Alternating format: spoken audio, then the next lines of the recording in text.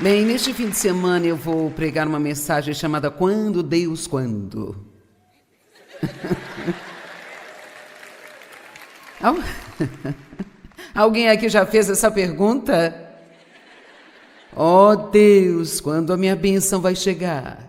E sabe, se você fica frustrado o tempo todo porque as coisas não acontecem no seu cronograma ou há coisas na sua vida que você não entende, então você não vai desfrutar sua vida. Nós precisamos viver naquilo que a Bíblia chama de o descanso de Deus. É um tipo especial de descanso que você pode ter mesmo em meio às tribulações da vida. Nem tudo tem que ser perfeito, você não precisa saber de tudo, você não precisa descobrir tudo, você substitui tudo isso pela confiança de que Deus é bom, que Ele sabe o que está fazendo e que Ele fará a melhor coisa por você no momento certo. Eu quero que você guarde isso. Nós devemos dizer juntos, diga, Deus vai fazer a melhor coisa para mim no momento certo. Eu sei que nós estamos com pressa e Deus não está. Mas ficar frustrado por causa do tempo de espera não vai fazer Deus se apressar.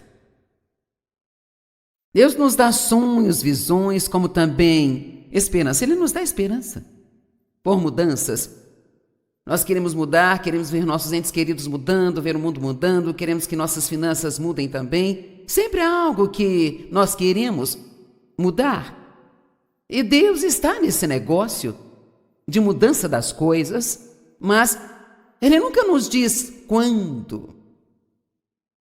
E é frustrante, claro, quando você tem algo muito grande em seu coração e quer que isso aconteça logo, pelo menos é assim que acontece comigo, e raramente você vê algo acontecer rapidamente, porque, para ser honesta com você, o que quer que seja que nós queiramos que Deus faça em nossas vidas, geralmente nós temos que passar por algum período de preparação para que isso aconteça.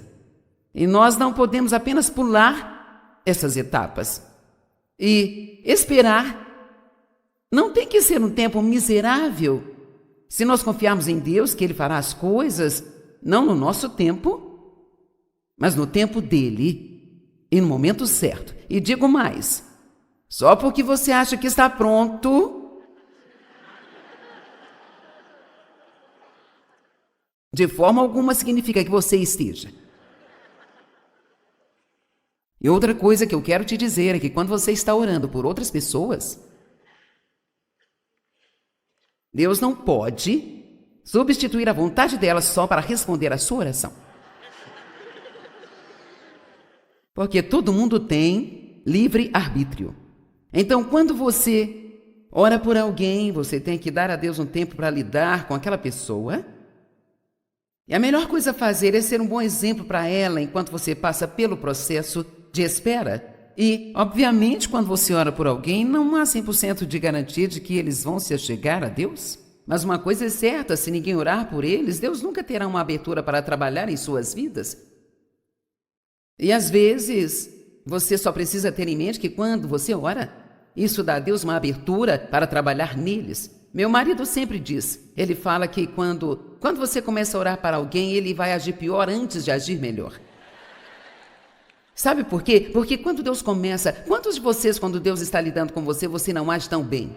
Bem, é isso mesmo. Quando você ora por alguém e vê que eles estão agindo pior, você deve dizer, ótimo! Deus está trabalhando!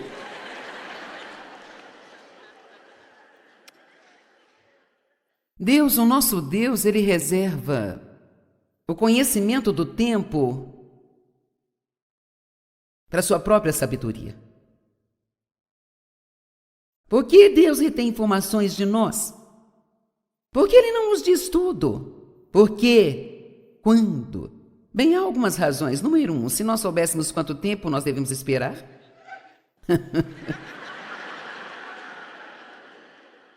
Então Deus usa esta pequena palavra, breve. Você não ama quando chega alguém com dom de profecia lá na sua igreja e diz, te dá uma palavra. O Senhor te diz, em breve você será enviado para o seu ministério. Você fica tão entusiasmado, mas você não sabe nada, não vê nada até que a coisa aconteça. Levou um tempo para eu entender isso. Nos anos 70, haviam muitos dons do Espírito. Eles estavam operando com mais força na igreja naquela época do que parecem estar agora. E várias pessoas com vários dons vinham à nossa igreja e parecia inevitável, elas me chamavam, me davam uma palavra e quase sempre era a mesma coisa. E não se canse de fazer o bem, porque no tempo certo você colherá se você não desfalecer. E para ser honesto, eu pensava, se eu receber uma palavra dessa mais uma vez, eu vou gritar. Porque depois da 7ª ou 8ª vez, eu percebi que aquilo, na verdade, não estava me dizendo nada. Não me falava nada. Até Deus me dizer, tudo que você tem que fazer é apenas continuar caminhando, até a hora chegar. Sabe, todo mundo. Não é uma questão se você vai ou não esperar, eu posso apenas... Se você tem algumas perguntas sobre isso, eu te respondo. Você vai esperar. Isso. Ninguém apenas tem um sonho, uma visão, ou um plano, um desejo, uma esperança, e tudo acontece imediatamente. Todo mundo espera. Moisés, ele desejava libertar seu povo das amarras quando estavam escravizados no Egito. E ele caminhou durante 40 anos pelo deserto. Já notou que quando você está esperando, quase sempre você se sente como se estivesse no deserto? E por que ele estava lá? Para treinamento. Eu gostaria que Deus nos treinasse no alto de uma montanha, mas parece que ele sempre tem que fazer isso em uma fornalha, ou no deserto, ou um processo, ou em um trabalho que nós odiamos, sabe? Ou algo assim. José, ele esperou 13 anos na prisão por algo que ele nem havia feito, ele não era culpado de nada. Mas sabe, a coisa interessante sobre José parece que, eu não sei se ele tinha dias ruins, mas nenhum deles foi revelado na Bíblia. E parece apenas que José sempre tinha uma ótima atitude sobre todas as coisas injustas que aconteceram a ele, e o resultado foi que em toda parte que ele ia, Deus lhe dava favor. Quando ele estava na casa de Potifar, ele recebeu um pouco mais de favor da esposa de Potifar, e ela correu atrás dele. E então, esse favor acabou colocando na prisão, mas ele também recebeu favor na prisão. Não importava onde ele estivesse, ele tinha favor. E veja, isso pode acontecer com você e pode acontecer comigo, se nós aprendemos a esperar com uma boa atitude.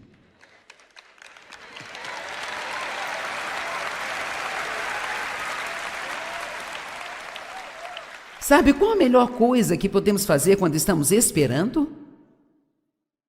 Ajudar os outros.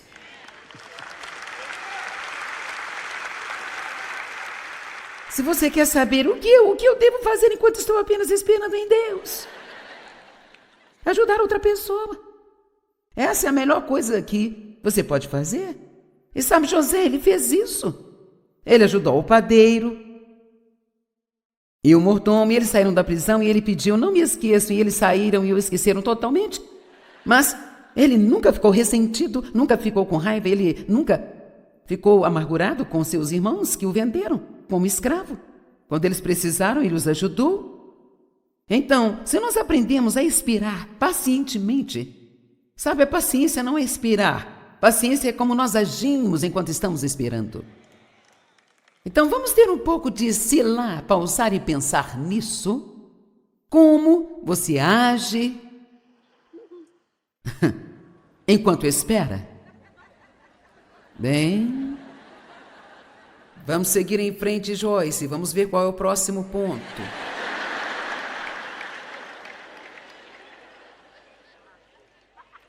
E parte desse treinamento é nos levar a esse ponto, onde nós podemos esperar e permanecer no descanso de Deus. Por 40 anos esperou Moisés. Foram 13 anos para José. Abraão esperou durante 20 anos para ver a promessa de Deus chegar. E no processo ele tentou fazer as coisas com as próprias mãos e se meteu em muitas confusões, sabe? E quando nós fazemos isso, quando nós decidimos fazer aquilo que só Deus pode fazer, então nós sempre atrasamos a resposta de Deus por mais tempo. Amém? Davi esperou por 20 anos. Ele foi ungido para ser o rei de Israel, mas só veio usar a sua coroa 20 anos depois. Eu recebi o chamado para pregar o evangelho há 43 anos, em fevereiro do ano de 1976. E eu fiz várias coisas durante todos esses 43 anos, mas tudo começou tão lentamente. As mudanças vieram tão lentamente que quase parecia até que nada estava acontecendo. No entanto, quando você chega ao outro lado das coisas e recebe o que estava esperando, você pode olhar para trás e ver que você estava fazendo progresso, e o que nós precisamos realmente aprender a fazer é apenas celebrar as nossas pequenas vitórias. Vamos lá, por todo o caminho. Agora, um conselho que eu quero dar a você. E se você não receber nada mais do que isso, ainda assim valeu ter vindo. Pare de olhar o quão longe você tem que ir e comece a celebrar o quanto já caminhou. Amém?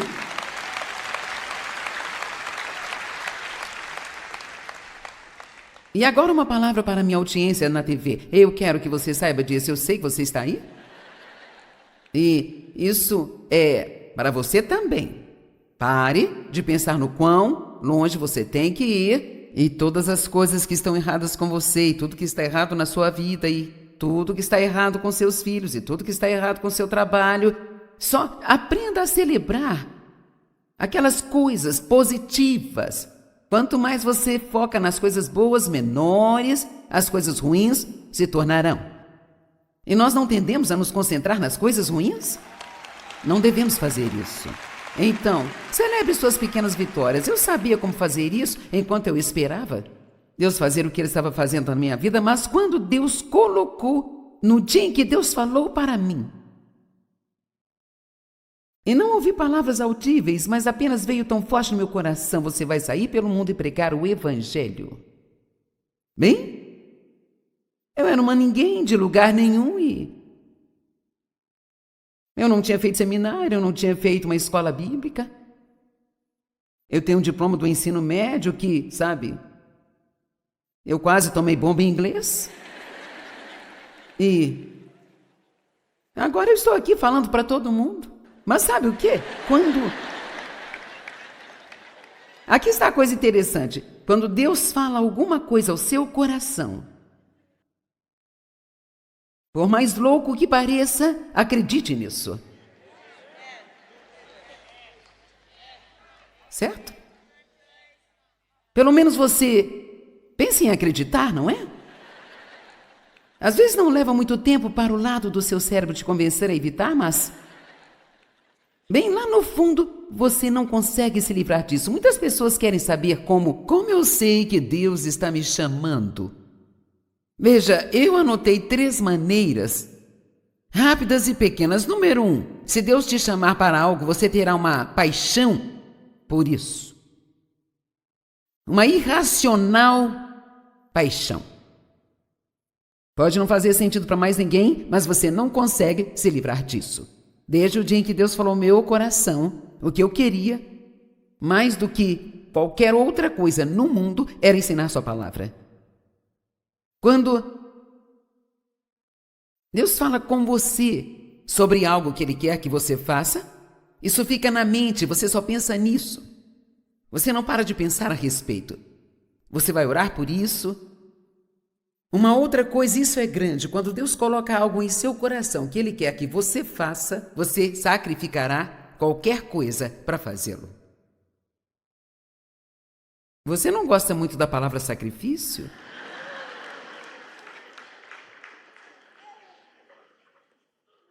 Sacrifício.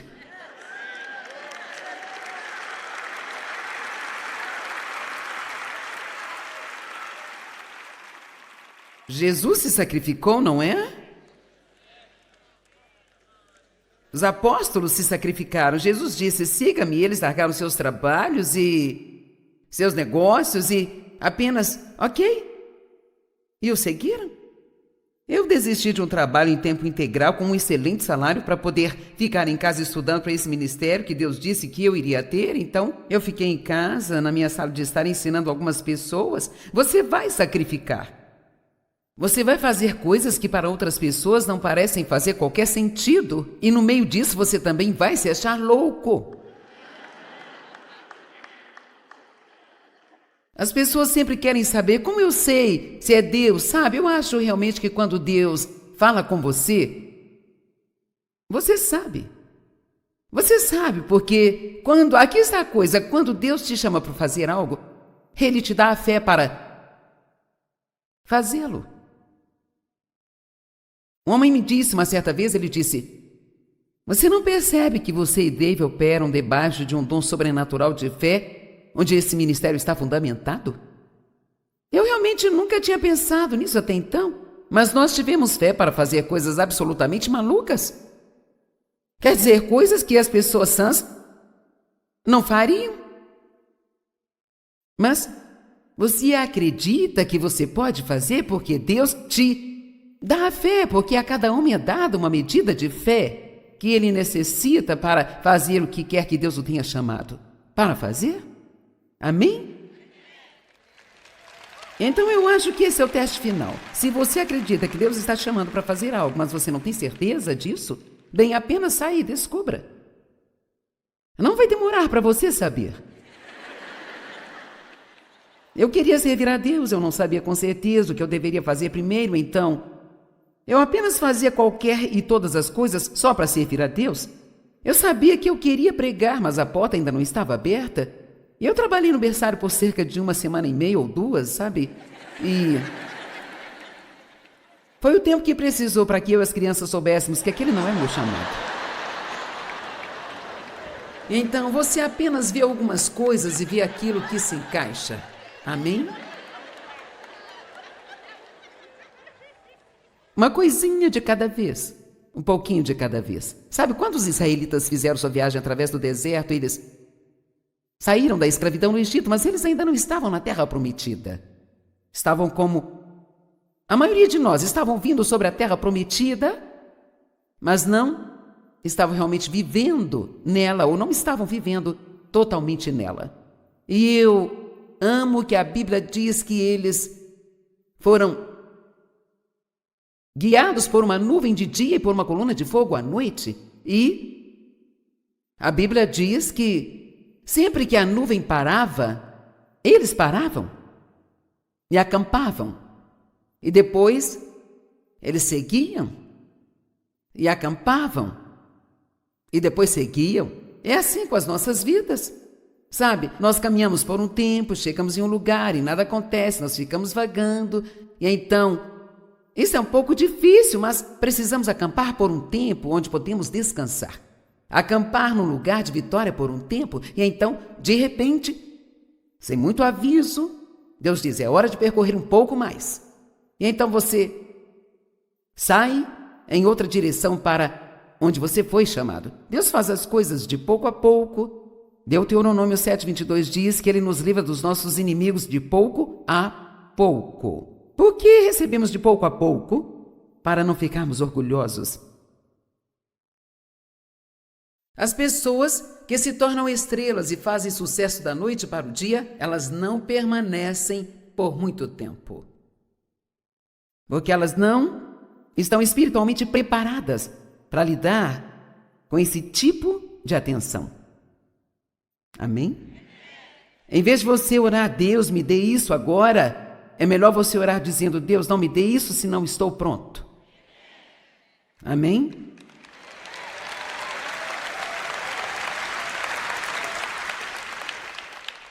Agora, Deus pode fazer as coisas rapidamente, não há dúvida. O que quer que você queira que Deus faça, Ele pode fazer num instante.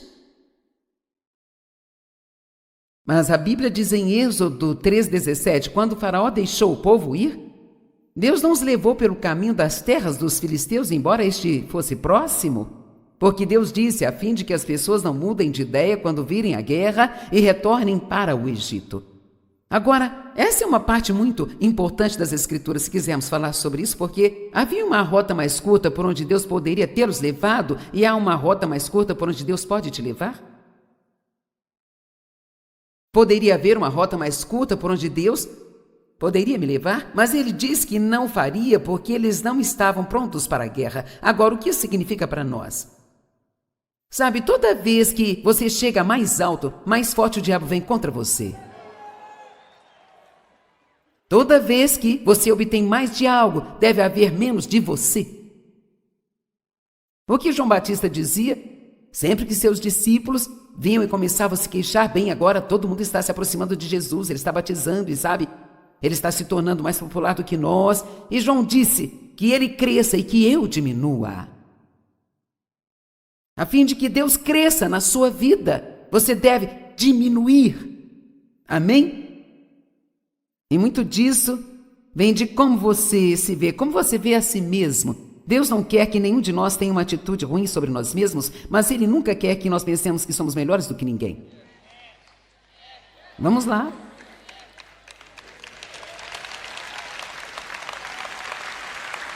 E você já notou que algumas, nem todas, mas algumas pessoas que têm posições importantes parecem maltratar as pessoas que não são tão importantes quanto elas em sua percepção, mas aqui está a coisa, todo mundo é igualmente importante para Deus.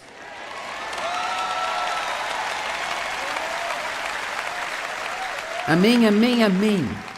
Uma das piores coisas que nós podemos fazer é maltratar outras pessoas. Quer dizer, Deus leva isso muito pessoalmente. Bem, eu não estava pronta, eu pensava que estava pronta, mas não estava pronta para ficar firme. Eu não sabia quando Deus colocou no meu coração para ensinar a palavra que eu seria convidada a sair da minha igreja. Veja, nós achamos que quando Deus quer fazer algo bom em nossas vidas, que todos ficam felizes. Mas alguém aqui já descobriu que quando Deus te dá favor e você progride, que nem todo mundo fica feliz por você? E às vezes é tão chocante, porque muitas vezes são as pessoas mais próximas de você. As pessoas que você pensava que acreditariam, estariam ali, que ficariam felizes por você. Mas a família de Jesus foi desse jeito. Eles não acreditavam nele. Eles queriam que ele parasse de agir como louco. Sabe, se você realmente é quem você diz que é, então faça um milagre, faça algo. E sabe o que Jesus disse? Meu tempo ainda não chegou, o seu tempo é a qualquer momento, mas o meu tempo ainda não chegou. Ele entendeu o tempo e nós precisamos entender o tempo. Não podemos entrar na frente de Deus tentando provar a alguém que estamos certos. Quando chegará a hora? Veja, eu não sabia de toda a crítica que eu iria receber. Eu não sabia que quando você está na televisão, você tem milhões e milhões de pessoas que podem encontrar alguns defeitos em você?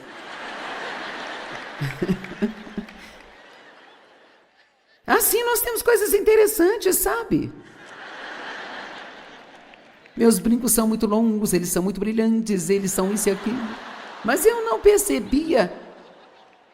As coisas que iriam acontecer comigo, a igreja em que eu estava, eles não acreditavam em mulheres como pastoras. Eu não sabia que eu teria que desistir da minha igreja, perder vários amigos e, sabe, eu não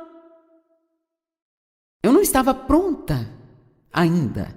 Eu tinha que ficar mais forte no Senhor. E como você se fortalece no Senhor? Passando pelas coisas. Vamos lá. Quando você cresce, quando está passando por dificuldades. Quando você cresce, não é quando consegue tudo o que você quer, é quando você não consegue as coisas que quer, mas não desiste. Sabe quando você cresce? Quando você não está conseguindo o que quer, mas continua fazendo o que é certo mesmo assim. Porque aqui está um pequeno segredo. Nós não devemos fazer o que é certo apenas para obter resultados.